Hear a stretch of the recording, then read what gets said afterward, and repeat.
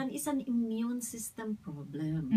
So, pag kumain ka ng tama, binigyan mo ng nutrisyon yung mga cells mo, hindi na siya kailangan mag-revert to cancer to continue to survive. It's a survival mechanism, yung mga cancer cells. So, what did you do to your dad? I gave him high-dose multivitamins, antioxidants, high-dose vitamin C, omega fatty acids, kumbaga lahat ng mga nutrients para lumakas yung immune system. Kung ano ba yung dapat na nakukuha sana natin sa pagkain natin, na hindi na natin nakukuha, di ba? So, it's really that. And ang dami-dami kong patient na dumadating sa akin, hindi magkaanak. Well, totoo naman, all over the world, bumagsak na ang sperm counts ng mga lalaki by 45%. And that's because of chemicals and that, also? I believe, is environmental pollution, no? Una-una tinatanong ko sa lalaki, yung cellphone nyo po, meron kayo? Opo. Saan nyo ho tinatago? Siyempre, nakasaksak sa bulsa sa tabi ng kanyang testis, hindi ba? Saan ba ginagawa ang sperm? Hindi ba sa testis? And I will prove to him, I will demonstrate to him how weakening that energy is. Wow. No? Yeah, I can demonstrate to him na pag hawak niya yung cellphone niya, hindi niya ako kayang talunin. Pero pag hindi niya hawak yung cellphone niya, ang lakas niya. So that is how weakening that energy is, no?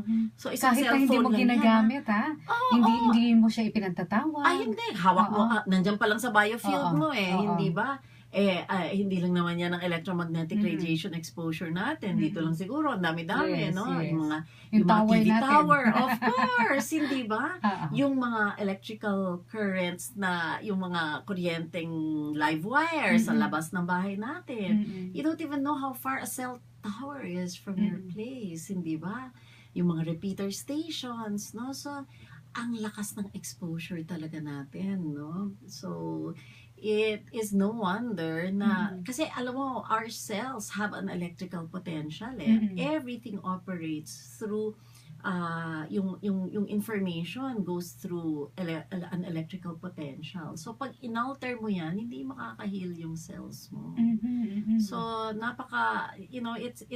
people so, yan din realize. siguro ang dahilan kung bakit nagkakasist, na hindi rin malaman kung saan nagsimula, di ba? Kasi, hindi ba, normally, pag ikaw nga nagkasugat, gagaling yan kahit wala kang nilagay, hindi ba? That is how God created you. God created you to be a self-healing organism, hindi ba? Kaya ng body mo normally ma-repair yung mga depektong nangyayari dyan. Kung malakas ang immune system mo, hindi ba? Kung meron kang malakas na resistensya and repair system. Kaso, sa dami ng kinakain mong poison to your body, hindi ba? Para ka kasing may bumbero sa loob, hindi ba? Tapos tuwing gagawa ka ng sunog, may bumbero kang tagapatay, hindi ba? Pag may foreign virus, bacteria, yung immune system mo, kayang patayin yun.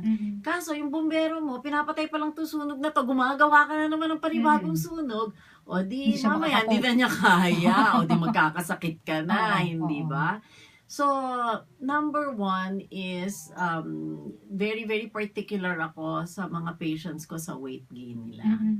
Kasi, obesity. That is one indicator na mali ka na kumain, hindi ba? Karamihan, unfortunately, 90% of Filipinos are actually intolerant to wheat.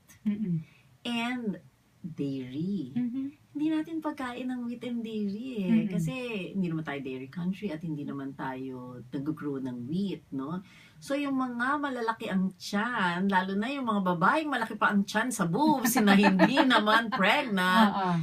Oh my God, cut your wheat, cut your dairy, and if you must, cut your rice, cut your carbs. And pasta. Kasi ang pasta wheat din, hindi ba? Cut your carb, even potatoes, hindi ba? Gulay, ulam, prutas. Kamote pwede. Kamote, oo, iba yan, pwede. Ibang klaseng carb si kamote. Siya lang ang medyo pwede-pwede kasi mababa ang glycemic index ng kamote. Although if you're trying to bring down your weight, you can completely remove your carbs and just concentrate on fruits, vegetables, and protein, no? no oil, no sugar. No carb, no oil, no sugar. Naku, yung diet na yan. Yung aking nurse, nung una ko siyang hinar, was 190 pounds. Mhm. Sabi ko, I will hire you on one condition. Magpapapayat ka. Susundin mo yung aking diet plan. Oo. Di ba?